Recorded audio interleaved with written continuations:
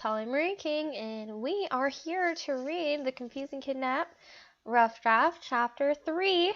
So, if you haven't seen the first two episodes, they are on my channel, and so you can see where it started. Alright, here we go. Chapter 3, time to begin a new adventure, which is, the reason why it's called that is because I got bored when I first wrote this, so I started a new adventure. Anyway, Chapter 3, time to begin a new adventure. When Eric and Helen came home, Helen went straight to her room and refused to leave. She had tried to sleep, but Allison was there and would not leave. So Helen sat on her windowsill, still looking outside. She could hear the men yelling and knew they were blaming Eric for what happened. She cried, knowing that it was all her fault. She shouldn't have been so afraid of being left alone. The sun went down, and Helen had a feeling Troy was watching her. Her stomach lurched. She felt sick all of a sudden. No, no, no, go away, Allison, why are you here? Helen cried. She cries so much. This girl, I don't know. I made her a crier when I first wrote her. She's not like this in the final draft, just to let everyone know. You don't deserve to be here. This is my home, my room, my fiancé. Allison materialized in the room. You can't escape me. I am now you, and you are me. No, Helen screamed. Get out of me. I didn't do anything. I'm just a high school student who is in a nightmare. This isn't true. It isn't true, Helen cried, even though she knew she was being watched. Helen stood up. She ran at the window, making it shatter into a million pieces. She fell out of it and landed firmly on the ground with both feet. If I have to walk to the ends of the earth, I will find a way to get away from you. Well, you won't be bored, that's for sure, Allison said, walking next to Helen. It began to rain. Helen, why are you out here? Troy walked in front of the two girls. He glanced at Allison, but said nothing to her. Helen walked right by him. Allison doesn't have control of you. You can fight her. Helen stopped wide-eyed. Tears rolled down her cheeks. I'm scared, though. Scared that I can't do it. Arms came around her. A wave of fear ran through Helen's body, but she realized it was Troy. I'll watch over you. If you really want to make this journey, I will keep my promise I made to you, he muttered in her ear. Oh my God, Troy.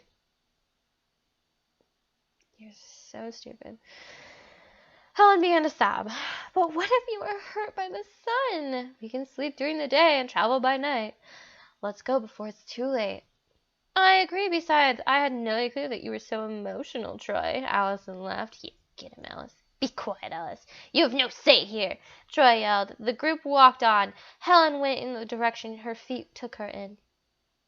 Do you have any idea where you're going? Allison demanded. She had broken a silence that had been there for 3 hours. I mean, this is getting absolutely boring. The sun was out. Helen had gone on when Troy had fallen asleep in a cave. No, but I'd rather not talk to you, you evil person. Helen was grouchy, but she was determined to go on until she could no longer move forward, which was a ways away considering she didn't feel hungry or tired. I wouldn't be here if it wasn't for you. No, you wouldn't be here if Damien hadn't brought you, Allison said. Helen rolled her eyes. Well, whoever it was, I still blame you because you're here with me right now, and I don't like you very much. You're fun when you're grouchy. Allison was walking across a tree branch. Well, then you should keep me up all night, every night if you like it so much, Helen snapped. The two girls walked on in silence until Helen decided to ask a question that had been bothering her all night long. Why did Troy call you Alice? Yes, Allison. Why would someone give you the nickname Alice? We're all so curious. Allison looked down at Helen. That was his nickname for me. She smiled for only a moment, but it was beautiful anyway.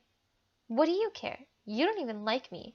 The two came to a small town. Allison disappeared. Good luck. Don't let them know you're cursed or they'll kill you. Thanks for the heads up, Helen mumbled, walking into the town. Excuse me, sir, but do you know where I can find a map of some kind? No, I don't. The man kept walking. Oh, rude.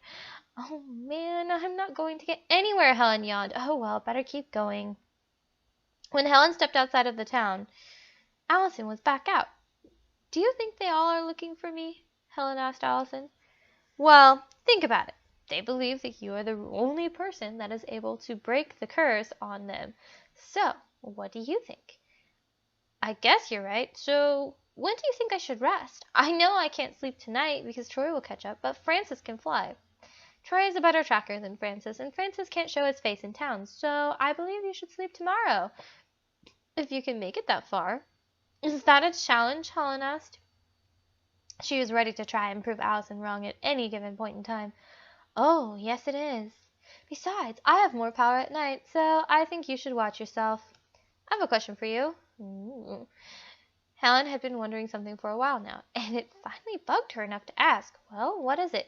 If I am sleeping, would you continue on or try to stop me? I mean, since we are the same person right now. I don't know. If we do go and try to break the curse, I might be human again, but I might be destroyed too. So, I have mixed feelings about it, but you shouldn't have to go through what I did. I can't trust you, that's all Helen said. But it is your choice what to do after I fall asleep. They walked on all day and night. Then Helen found a comfortable place to lie down and immediately fell asleep. When she woke up, she was in a cart of hay. Cart of hay. This is why it's rough draft. Where am I? She asked, rubbing her eyes. Allison sat on the edge of the cart. We're on our way to where we need to go. I got tired of walking, so I took a ride on a cart, Allison answered. She seemed so happy, but yet so sad. Helen sat up and wrapped her arms around her legs. So did Troy break your heart or something? Allison looked over at Helen and looked away. Where did that question come from? I don't think it was just because Kat killed you that made you become a demon. Can we talk about something else? I don't like to talk about it, Allison said softly. Besides, you don't want to see me get angry again, do you? Oh, no. Let's get off here, Helen announced, jumping down. The sun shone high in the sky. How long did I sleep? Oh, only 3 days. What? Why did I sleep so long? No, I made you sleep that long, so you could travel longer. Besides, I kept you on the move, didn't I? You still haven't earned my trust, Helen said, pointing at Allison, who nodded and hid while Helen moved on into the village. So how does this work? Well, I guess now is as good a time as any, since this is our first destination. You never did hear about how to save the town, did you? Allison said, from inside Helen's head. No, I didn't. I just heard I was supposedly the one to save them all. Well, we need to find a cursed man that lives in a town, but not like those people in our town, but like you, where there's a demon inside you. How many do we need to find? 10. Some are women, but mostly just men. Great, so I have to be stuck with a bunch of smelly men? Yes, but before we go into the town, do you want to hear the clue on how to find the first person? Helen sighed. That would be nice. It is said that the first person is a swordsmith. There has to be 1,000,000 of those. Well, there is a way of knowing. Well, then how? Demons can't hide from each other, so if I see him, I will let you know. People might think I'm cursed if that happens. They can't hear me inside your head. Helen sighed. Fine, here goes nothing. She stepped into the town, trying to find the smithy. Helen had been prepared to look at every smithy in the town, but finding the cursed man was a simple task. The man's demon had been angry with him, so he jumped out of the man's body. See? Aren't you glad I don't do that? Allison said. Helen chuckled. How will we get him out of here? She murmured. Allison suddenly showed up right next to Helen. Oh, what are you doing? Helen was ready for the group of people to attack her, but the people did not. They seemed transfixed. Helen looked from Allison to the other demon. The two seemed to stare at each other with no end. Then Helen looked at the man with the other demon in him. It is time to leave, Helen, Allison murmured. She stared intently at the other demon. Helen nodded and ran over to the man. Helen grabbed his hand and shouted, Come on, we have to go right now! The two people ran with their demons not too far behind. Chapter 4, Plea for Help. I don't know why I read that.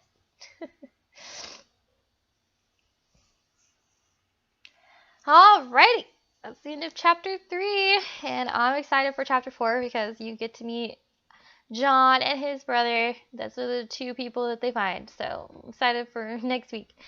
Anyway, that is all for now. I will put in the description below a link to where you can buy my book if you are interested. Anyway, it's not like I make a ton of money off of the book, so it's more for your enjoyment if you're enjoying this series. Yeah, like I said, there'll be a description below for that, and if you have any questions on the book or the characters, feel free to leave a comment, because every week I will do a Q&A episode in case anyone has any questions. I haven't done any since I don't have any questions, so if anyone's curious about the book at all, just let me know. All right, I will see you guys next time.